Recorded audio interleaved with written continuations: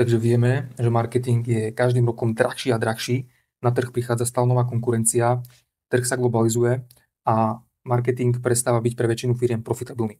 Ako teda robiť marketing aj v roku 2025 takým spôsobom, aby bol ziskový, aby fungoval efektívne? Čiže ak niekto robí marketing, znamená to, že nakupuje impresie. Či už cez Google Ads, Facebook, TikTok, čokoľvek, všade nakupujete impresie.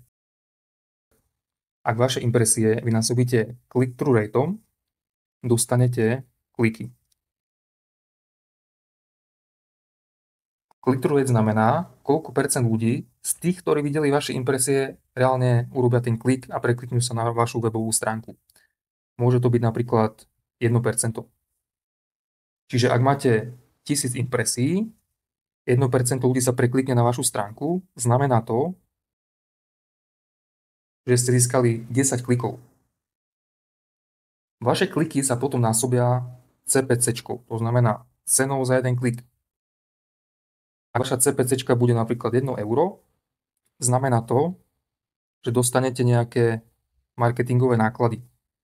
Čiže za jeden klik platím 1 euro, mal som 10 klikov, znamená, že moje marketingové náklady v tomto príklade sú 10 euro.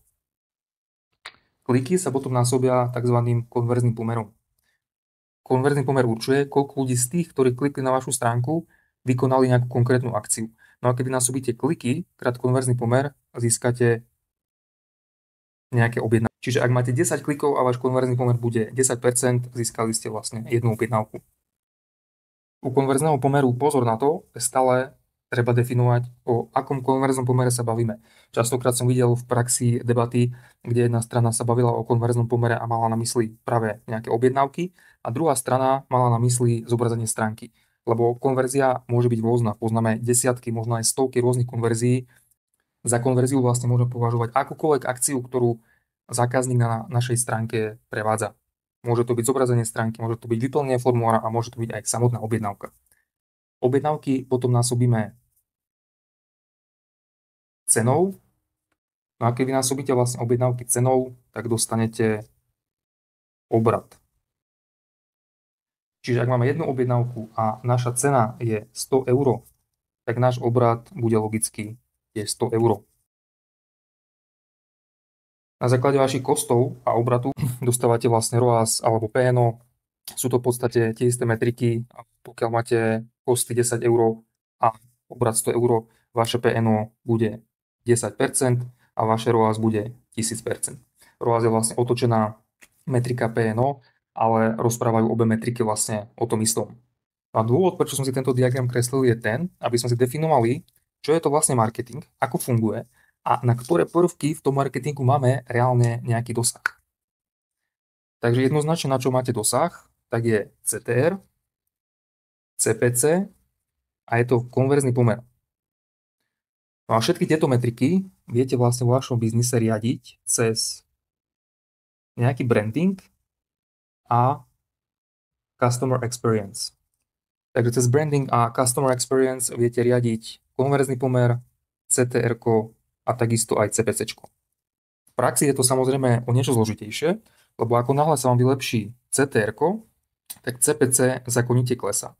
Čiže vaša cena za klik bude nižšia. Napríklad, keď investujete na platforme Facebook, CTR sa vám zvýši z 1% na 2%, Facebook vás odmení nižšou cenou za klik, bude napríklad miesto 1 eura 0,5 eura a môže sa to v praxi stať vďaka napríklad kvalitnejšej kreatíve, ktorá oslovuje väčší počet ľudí s lepšou efektivitou. Podstatné ale chápať, čo ovplyvniť nedokážete v tom marketingu a čo ovplyvniť dokážete. Na čo má ešte branding a customer experience určite vplyv, tak je vlastne vaša cena. Hovoríme tam vlastne o cenovej elasticite. Čím je brand silnejší, tak tým štandardne môže mať vyššie ceny a tí zákazníci tie vyššie ceny potom akceptujú. Takže ak chcete robiť marketing aj v roku 2025 efektívne, je veľmi dôležité chápať, na ktoré prvky máte vplyv, ktoré tie časti toho marketingu dokážete ovplyvniť. Treba si definovať, akým spôsobom tie jednotlivé prvky dokážeme ovplyvniť a kde je tá cesta toho najmenšieho odporu. V niektorom biznise môže byť cesta najmenšieho odporu napríklad tvorba lepších kreatív, takže vylepšovanie CTR. V niektorom biznise môže byť napríklad najľahšia cesta zlepšovanie brandingu a zvyšovanie ceny, lebo tie ceny sú nastavené nízko. V inom biznise môže byť zase najľahšia cesta zlepšovanie customer experience, napríklad cez zlepšovanie UX webovej stránky a tým pádom zvyšovanie konverzného pomeru.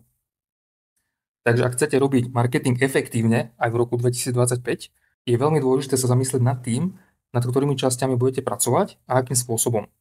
My si v našej komunite SCOL, kde zdieľam vlastne každý týždeň užitočné praktické tipy z oblasti marketingu a biznisu, si ukážeme, ako konkrétne pracovať s brandingom a customer experience, ako konkrétne zvyšovať CTR, znižovať CPC, ako konkrétne zvyšovať konverzný pomer a ako pracovať s cenovou elasticitou, aby vaši zákazníci akceptovali vyššie ceny. Takže pridajte sa aj vy do našej komunity na SCOL a postupne týždeň po týždni si prejdeme jednotlivé prvky a ukážeme si konkrétne veci, ako s týmito prvkami marketingu pracovať a ako reálne robiť marketing lepšie a efektívnejšie aj v roku 2025.